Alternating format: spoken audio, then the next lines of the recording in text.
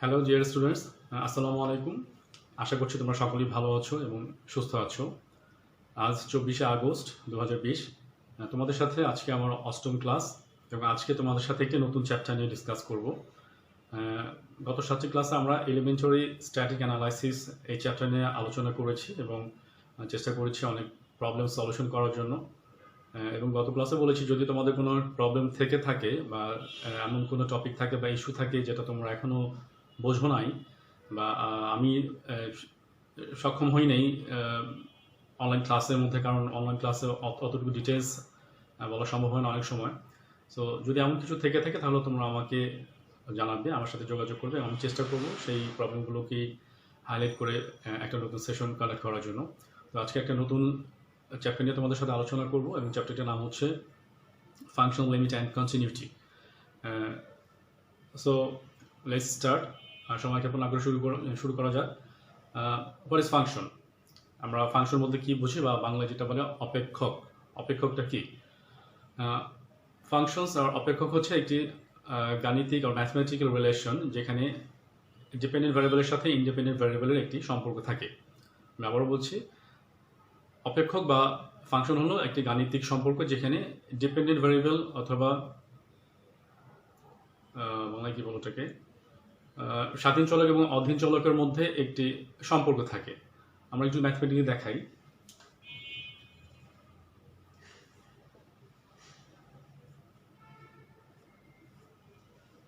Very simply let's take this example. এখানে দুটো variable আছে, this is a variable and this is a variable. This is independent variable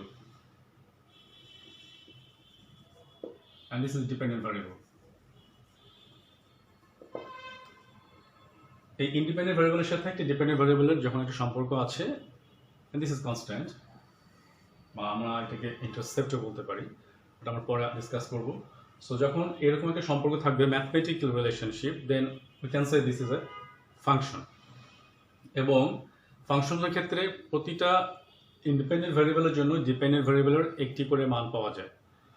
একটা dependent ভ্যারিয়েবলের জন্য একটা ইন্ডিপেন্ডেন্ট ভ্যারিয়েবলের জন্য একটা ডিপেন্ডেন্ট ভ্যারিয়েবলের ভ্যালু অথবা মান পাওয়া যায়। আরেকটি আছে, এটা হলো রিলেশন অথবা অন্বয়। অন্বয়টা হচ্ছে, এটাও একটি গাণিতিক সম্পর্ক বা ম্যাথমেটিক্যাল রিলেশন, অবশ্যই দিচ্ছে একটি রিলেশন যেখানে ডিপেন্ডেন্ট ভ্যারিয়েবলের সাথে ডিপেন্ডেন্ট ভ্যারিয়েবল এবং ইন্ডিপেন্ডেন্ট ভ্যারিয়েবল একটি সম্বন্ধ থাকে, কিন্তু এখানে একটি ইন্ডিপেন্ডেন্ট ভ্যারিয়েবলের জন্য ডিপেন্ডেন্ট ভ্যারিয়েবলের মান একাধিক হতে পারে। একাধিক, যেমন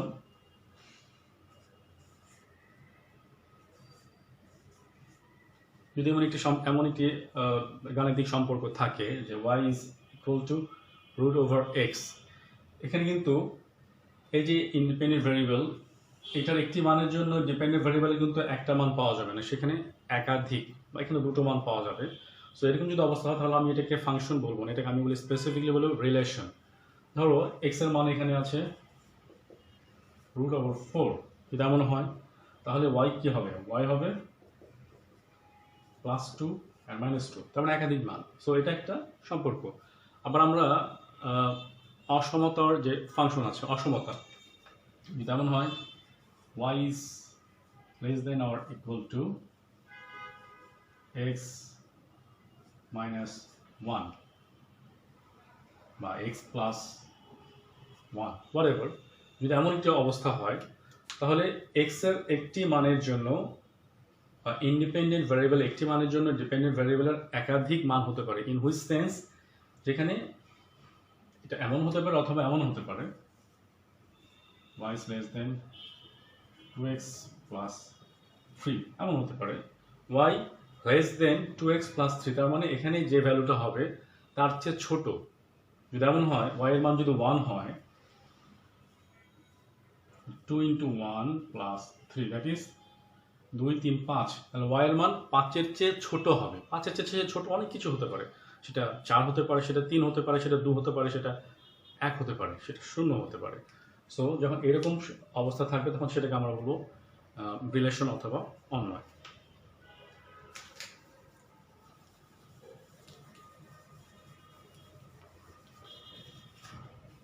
এবং এই ফাংশন এবং রিলেশনের মধ্যে একটা সম্পর্ক আছে। সম্পর্কটা হলো প্রতিটি ফাংশনই একটি করে অন্য অথবা রিলেশন, কিন্তু প্রতিটি রিলেশন একটি ফাংশন হয় না। মানে সব ফাংশনই relation, but not all relations are functions. আমি ব্যাপারটা আশা করি আমার প্রিভিয়াস যে এক্সাম্পল সেটার মাধ্যমে দেখালাম যে ফাংশন হতে গেলে সেটা অবশ্যই ওয়ান টু ওয়ান বেসিস হতে হবে, কারণ প্রতিটি ইন্ডিপেন্ডেন্ট ভ্যারিয়েবলের জন্য একটি করে ডিপেন্ডেন্ট ভ্যারিয়েবলের ভ্যালু থাকতে হবে। ওকে, নাও প্রসিড অন। ইকোনমিক্সে আমরা এই ফাংশন অ্যান্ড রিলেশনসের নিয়ে অনেক কাজ করি, অনেক এক্সাম্পল আছে, অনেক কাজ করতে হয়। So what are the mathematical analysis or interpretation in case of relational functions? আমরা ম্যাথমেটিক্যালি দেখি যে অনেকগুলো ফাংশন আছে, যেমন ধরো ডিমান্ড ফাংশন। সংক্ষেপে লিখছি, ডিমান্ড ফাংশনটা এমন হতে পারে কি use a function of it price, a goods price of the relative goods, income, then test, and then expected price, and so many things. So this is a function of this is a demand function. তার মানে এই demand ফাংশনটা এত কিছুর উপর depend করতে পারে। আমরা যখন ম্যাথমেটিক্যালি ডিমান্ড ফাংশনটা দেখাই তখন ধরে নেই, আমরা আগে ডিসকাশন করেছি যে অন্যান্য অবস্থা অপরিবর্তিত থাকে, মানে অন্যান্য জিনিসগুলো আমরা অপরিবর্তিত ধরে নিয়ে আমরা দেখাই কি is a function of P X, function of P মানে একটা ওয়ান টু ওয়ান দেখায়, একটা ইন্ডিপেন্ডেন্ট ভেরিয়েবল একটা ডিপেন্ডেন্ট ভেরিয়েবল, এবং ধরে নিচ্ছে অন্যান্যগুলো স্থির আছে বা this functions this are constant, আমরা এভাবে ধরে নিই। তারপর আছে supply function. Supply function is also like this price, relative price, and the future expected price, and technical stat is the future expected price. These are so many things. So this is a supply function. And I have the utility function. As in the hypothetical theory, u minus 1 square plus u minus 1. So this may be the utility function. Then a consumption function.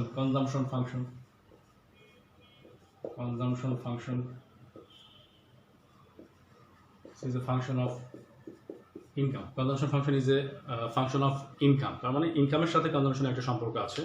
So these are functions. There are also many other functions. Production function is equal to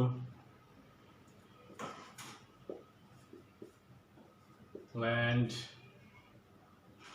labor, capital, land, rent, and then production scale,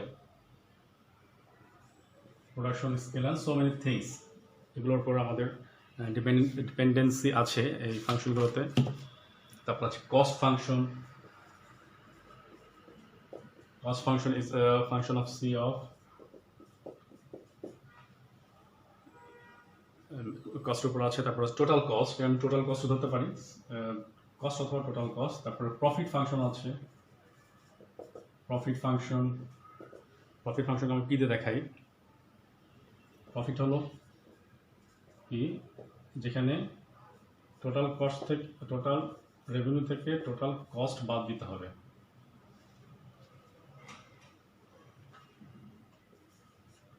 so profit function is total revenue থেকে আমার total cost বাদ দিতে হবে। আমি আবার যদি দেখাই total revenue function হলো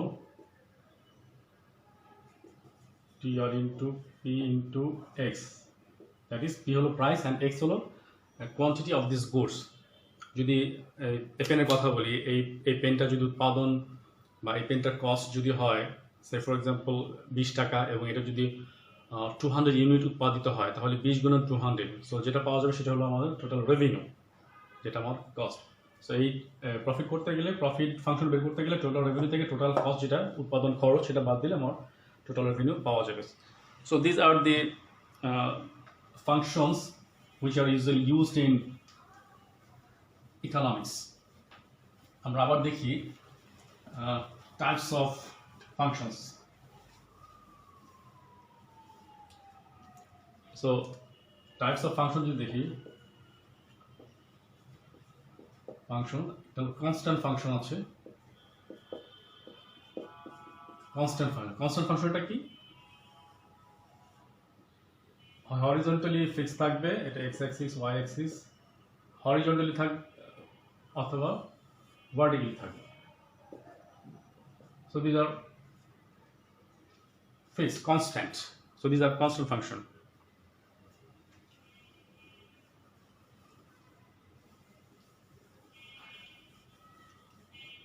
Then general function. General function say y is 2x plus c অথবা y equal to f of x, whatever. So these are a general function. আমরা যেটা demand function and supply function, cost function, total profit function যেগুলো দেখালাম, এগুলো সব general function. তারপর আছে সেটা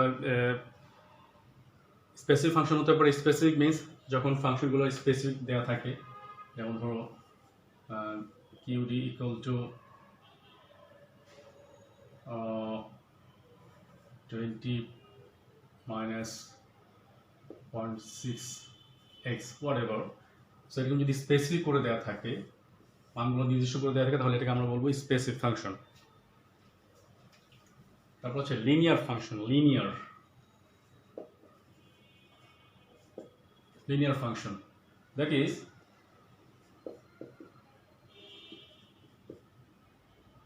যদি আমি এক্সাম্পলটা দেখি, লিনিয়ার ফাংশনটা হলো যেখানে ইন্ডিপেন্ডেন্ট ভ্যারিয়েবলের মাত্রাটা যখন এক থাকবে, এক পাওয়ার ইজ 1, যখন ইন্ডিপেন্ডেন্ট ভ্যারিয়েবলের পাওয়ার এক থাকবে তখন সেটাকে আমরা বলবো লিনিয়ার, মানে সরল রৈখিক।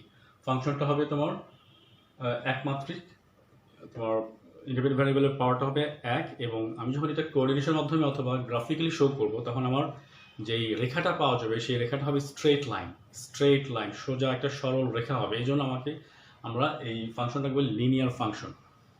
আর কিছু নন লিনিয়ার ফাংশন আছে। নন লিনিয়ার ফাংশন সেটা হতে পারে কোয়াড্রেটিক, সেটা হতে পারে কিউবিক। কোয়াড্রেটিকটা হলো 2x স্কয়ার প্লাস 2 প্লাস 3। যখন ইন্ডিপেন্ডেন্ট ভ্যারিয়েবলের পাওয়ার যখন ম্যাক্সিমাম, 2 থাকবে, স্কোয়ার থাকবে, তখন সেটাকে আমি বলবো কোয়াড্রেটিক। আর কিউবিকের ক্ষেত্রে যদি এমন হয় 3x cube plus 2x square plus 3x plus 1, যখন ইন্ডিপেন্ডেন্ট ভ্যারিয়েবলের পাওয়ার ম্যাক্সিমাম 1 হবে, তখন সেটাকে আমি বলবো কিউবিক ফাংশন। আর হতে পারে সেমি লগ হতে পারে, ডাবল লগ হতে পারে, ডাবল লগ ফাংশন সেটা হতে পারে এক্সপোনেনশিয়াল সূচক, এক্সপোনেনশিয়াল ফাংশন ধরো y is a function of e to the power x plus c। এরকম যদি থাকে তাহলে সেটাকে আমি এক্সপোনেনশিয়াল ফাংশন বলতে পারি। বা এমন যদি হয় double log, that is log y equal to log x plus 2x plus 1, যদি এমন থাকে দুপাশে লগ সেটা। আর সেমি লগ যদি থাকে এমন হতে পারে y equal to log 3x plus 2. This may be the function. So these are non-linear. এই ফাংশনগুলো আমি যদি যখন একটি ডায়াগ্রাম নিয়ে যখন ড্র করবো, তখন ড্রড লাইনটা কিন্তু তোমার স্ট্রেট লাইন হবে না, তখন সেটা প্যারাবল হতে পারে, হাইপারবোলা হতে পারে, যে কোনো ধরনের লাইন হতে পারে, but it will not be a straight line, এটা কিন্তু সরল রেখা হবে না। So only for that reason this functions are called non linear. এগুলো সরল রৈখিক ফাংশন হবে না, এই জন্য এদেরকে নন লিনিয়ার ফাংশন বলে। সো আমরা ম্যাথমেটিক্যালি এই কার্ভগুলোকে একটু ড্র করব।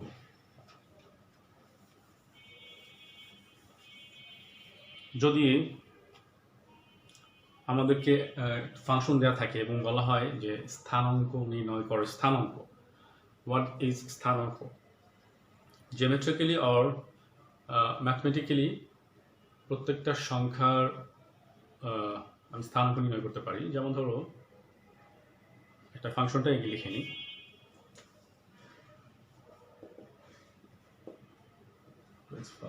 এবং বলা হলো এই ফাংশনটাকে গ্রাফিক্যালি ড্র করার জন্য ফোর ডায়াগ্রামে আমাদেরকে যদি ড্র করতে বলা হয় তাহলে আমরা কীভাবে ড্র করব এবং এটি স্থানাঙ্কটা কীভাবে নির্ণয় করব বা স্থানাঙ্কের বলে কোঅর্ডিনেশন বলা হয়।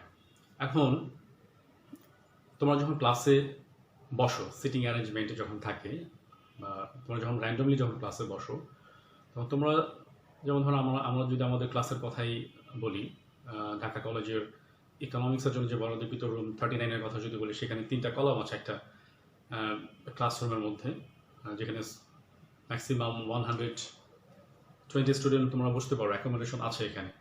কিন্তু তোমরা প্রত্যেকটা স্টুডেন্টেরই আলাদা করে একটা স্পেসিফিক লোকেশন আছে। যেমন ধরো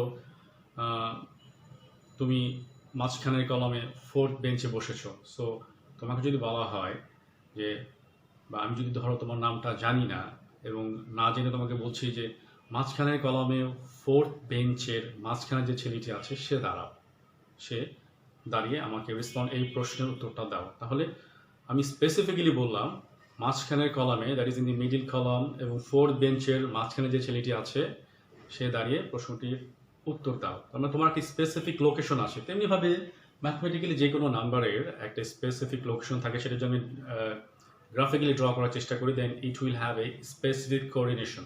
এবং কীভাবে সেটা বের করবো আমি দেখাই। এই ফাংশনটাকে আমি একটু শর্টেই লিখছি কারণ আমার ডায়াগ্রাম ড্র করতে একটু জায়গা লাগবে। প্রথমে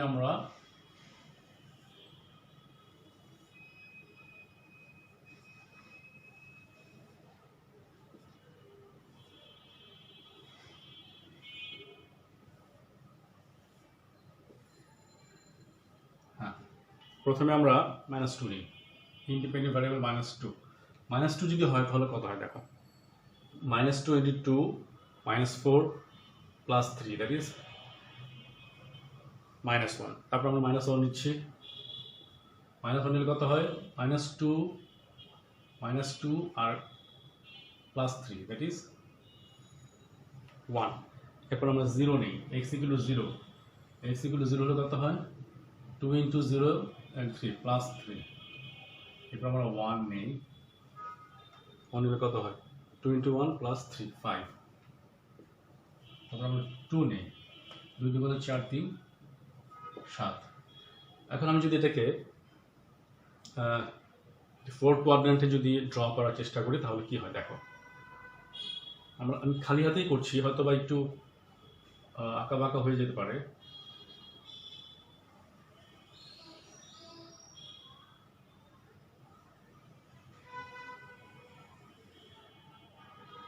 এটা x অ্যাক্সিস,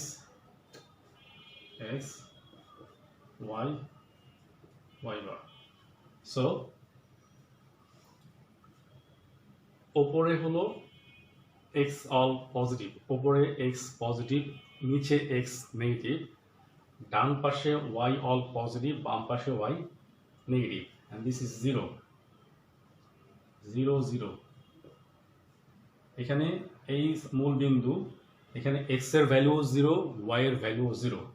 এখন আমরা যদি এই কোঅর্ডিনেশনগুলো নিয়ে দেখার চেষ্টা করি, তার আগে আমরা একটু নাম্বারিং করি, একটু 1 2 3 4 5 6 7, 1 2 3 4 5 6 7, and এখানেও 1 2 3 4 5 6 7। with a -1 -2 -3 -4 -6 -7। উপরেও এখানে 1 2 3 4 5 6 7 7 6 5 4 3 2 1। নিচে 1 2 3 4 5 7 -1 -2 -3 -4 -5 -6 -7 7 পর্যন্ত কেন নিলাম? কারণ আমাদের এখানে ম্যাক্সিমাম নাম্বার 7 আছে, এই জন্য আমরা 7 নিলাম। যদি ভ্যালুটা আরও বেশি থাকতে হতো বা আমরা আরেকটু বেশি ভ্যালু নিতাম স্পেসটা ছোট করে। তাহলে এখানে দেখো এই কোটেশনটি কি -2 -1 -2, x হলো -2, x -2 আর y হলো -1, এই যে -1, তার মানে এই coordination, this is the coordination of the first value -2 -1। হয়তোবা তোমাদের লেখাটা একটু ছোট দেখা যাচ্ছে, তারপর তোমরা যদি আমার কথাগুলো ফলো করো আশা করি তোমরা হয়তো ধরতে পারবে ব্যাপারটা। সো আমি এই বিন্দুটার নাম দিচ্ছি এ, এই বিন্দুটার নাম এ দিচ্ছি। এরপর আমাদের নেক্সট কোঅর্ডিনেশন কি? -1 and 1, -1 and 1, this is -1, x এর ক্ষেত্রে এটা -1 আর এটা হলো 1। এই কোঅর্ডিনেশনটা হচ্ছে -1 1। আমি এই বিন্দুটার নাম দিচ্ছি বি, উপরে লিখলাম -1 and 1। এরপর আমাদের 0 3, x এর মান হলো 0, এই যে 0 আর 3, 1 2 3, so this is the value 0 3। আমি এই বিন্দুটির নাম দিলাম সি। এরপরে 1 5, এই x এর মান হলো 1, এখানে 1 এবং 5, 1 2 3 4 5, so this is the value of 1 5 1 5। আমি এই বিন্দুটির নাম দিচ্ছি D, and then 2 7, 1 2 1 2 3 4 5 6 7, so this is the value coordination of 2 7। আমি এটার নাম দিচ্ছি ই ই। তাহলে আমি যদি এই যে A B C D E এই পয়েন্টগুলো, এই কোঅর্ডিনেশনগুলোকে আমি যদি ড্র করি একটা লাইনে, তাহলে দেখি লাইনের কি অবস্থা হয়। দেখো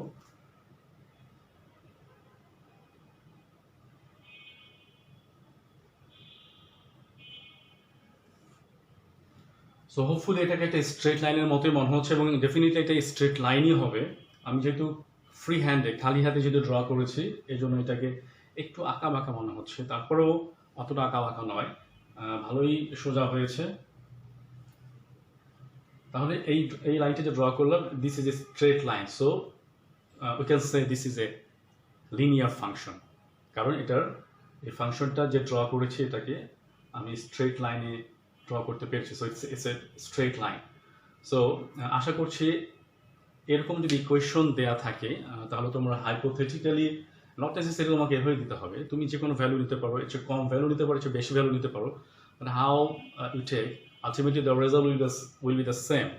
লাইনটা হবে স্ট্রেট লাইন, কারণ এটা একটা লিনিয়ার ফাংশন। তো আশা করছি তোমরা নিজেরা এই রিলেভেন্ট এই প্রবলেমগুলো দেখে নিজেরাই বাসায় করার চেষ্টা করবে, তাহলে তোমাদের কাছে অনেকটাই ইজিয়ার হয়ে যাবে। সো আজকে এই পর্যন্ত এখানেই শেষ করছি। আগামী সেকশনে আমরা লিমিট অ্যান্ড কন্টিনিউটি দেখার চেষ্টা করব। till then তোমরা ভালো থাকো। আল্লাহ হাফেজ। আসসালামু আলাইকুম।